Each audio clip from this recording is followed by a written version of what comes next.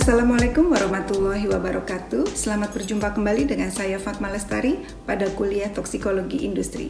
Sesi kali ini kita akan mulai dengan efek toksik. Efek toksik adalah interaksi antara toksikan dengan tubuh manusia, di mana berbagai efek toksik dapat timbul akibat pajanan toksikan dalam tubuh manusia. Sesi kali ini kita akan mempelajari berbagai definisi terkait efek toksik, mekanisme toksisitas, tahapan mekanisme efek toksik, faktor-faktor yang berpengaruh, spektrum efek toksik, dan juga contoh kasus toksikan di industri. Adapun tujuan pembelajaran sesi kali ini adalah mahasiswa mampu menjelaskan kembali mekanisme dan tahapan toksisitas. Mahasiswa mampu menjelaskan kembali faktor-faktor yang mempengaruhi efek toksik. Mahasiswa juga mampu menjelaskan berbagai spektrum efek toksik. Mahasiswa mampu menjelaskan berbagai kasus toksisitas di industri. Saya mulai dengan definisi. Toksikodinamika adalah ilmu yang mempelajari bagaimana terjadinya efek atau perubahan dalam tubuh yang ditimbulkan oleh toksikan, termasuk proses biokimia dan fisiologi pada molekul dan jaringan target organ, seperti proses mengikat, mengaktifkan, atau menghambat reseptor. Efek toksik adalah efek yang merugikan yang ditimbulkan oleh toksikan.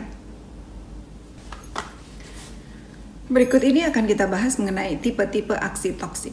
Tipe-tipe aksi toksik dapat berupa interferensi sistem enzim, uncoupled reaksi biokimia, inhibisi transfer oksigen, menutup transport oksigen pada hemoglobin, dan juga sintesis metabolit toksik. Selain itu, mekanisme toksik juga dapat melalui penghilangan kofaktor logam, interferensi fungsi seluler, imunosupresi, dan hipersensitisasi.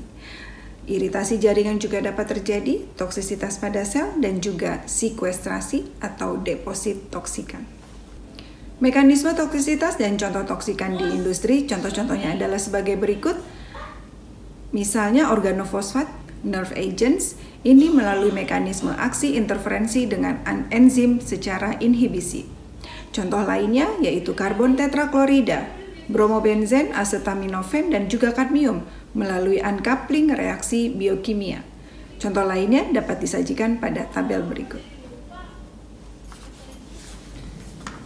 Selanjutnya kita akan membahas mengenai tahapan mekanisme efek toksik yang terdiri dari 4 tahapan. Tahapan pertama adalah delivery atau pergerakan toksikan dari lokasi kontak pajanan menuju target. Tahap 2, reaksi toksikan dengan molekul target. Tahap 3, disfungsi selular, resultan toksisitas, dan juga kerusakan. Tahap 4, perbaikan tidak sesuai dan adaptasi. Saya mulai dengan tahap pertama atau delivery, yaitu pergerakan toksikan dari lokasi kontak pajanan menuju lokasi target. Pada tahapan ini, toksikan dapat bergerak melalui beberapa tahapan. Proses absorpsi, distribusi, reabsorpsi, dan toksikasi. Di tahap sisi lainnya dapat terjadi eliminasi presistemik, kemudian dilanjutkan dengan distribusi menjauhi dari target, ekskresi, dan detoksikasi. Selanjutnya, toksikan adalah toksikan akhir yang berkaitan atau berikatan dengan target molekul seperti protein, lipid, asam nukleik, dan juga kompleks makromolekular. Di sini kemudian terjadi pada lokasi target. Tahap kedua, reaksi toksikan dengan molekul target. Pada tahap kedua ini ada 2 kemungkinan proses yang dapat terjadi. Interaksi antara toksikan dengan target molekul atau alterasi dari lingkungan biologis. Molekul target yang dapat berikatan dengan toksikan dapat berupa DNA, protein, maupun membran.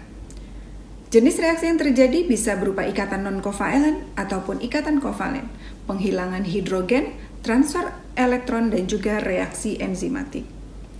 Efek toksikan pada target molekul dapat berupa disfungsi target molekul, destruksi target molekul, pembentukan neoantigen. Efek toksik tanpa reaksi dengan molekul target misalnya mendorong peningkatan ion H+, merusak dinding membran sel, merusak larutan transmembran, menempati ruang atau titik tertentu. Pada tahap ketiga terjadi disfungsi, efek toksik, dan juga kerusakan sel. Pada tahap ketiga ini, ada dua kemungkinan terjadinya perubahan pada target molekul. Pengaturan dari target molekul dapat terganggu dari sisi regulasi sel atau signaling dan juga maintenance sel. Pada sisi sel regulasi dapat terjadi dua kemungkinan lagi efeknya, yaitu disregulasi dari ekspresi gen atau disregulasi dari ongoing fungsi sel. Dalam hal disregulasi dari ekspresi gen dapat terjadi inappropriate secara tidak wajar, misalnya dalam sisi pembelahan sel, apoptosis maupun protein sintesis. Pada sisi disregulasi ongoing fungsi sel, sebagai contoh misalnya aktivitas neuromuskular yang tidak wajar, misalnya tremor, konvulsi, spasm, dan juga kardiak aritmia, atau bisa berupa paralisis, parestesia, ataupun narkosis.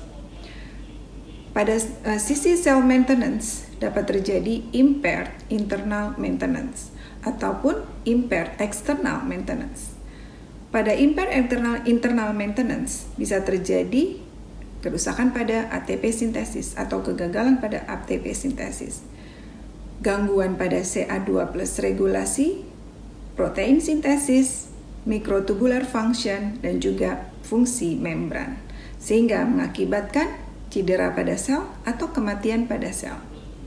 Pada impaired external maintenance, gangguan fungsi, misalnya sistem terintegrasi, contohnya hemostatis ataupun bleeding. Berikut ini adalah salah satu gambar contoh dari tahapan ketiga, di mana terjadinya gangguan pada cell cycle regulation. Di bagian atas ini merupakan berbagai contoh ligan dan juga membran reseptor pada garis merah.